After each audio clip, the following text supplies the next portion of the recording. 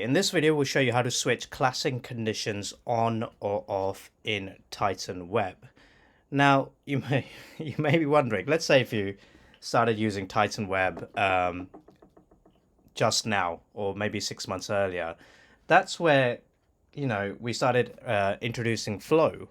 So what I mean by that is that anywhere you set up conditions, you'll get this beautiful flow where you can add tons of different elements, different nodes, and connect them together.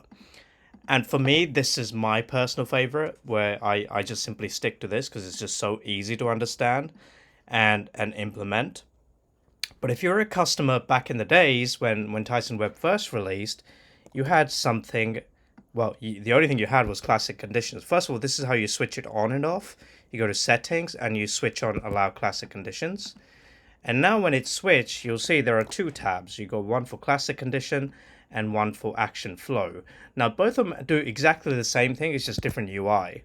So let's say if I wanted to add rule, now I can add a rule, and now I can do all those things that I can in flow, but this is the more classic conditions that we first introduced.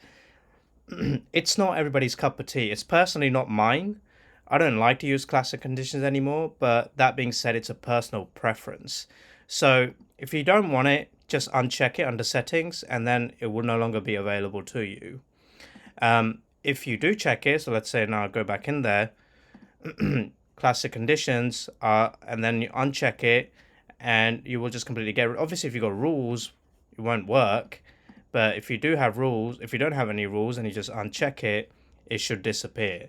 So that's the premise of it, that if you want to switch on classic conditions, go to settings, check allow classic conditions. If you're like, no, I don't care, then leave it unchecked. And that's where you're going to find it. The custom variables, under settings, check, uncheck to show. Pretty self-explanatory.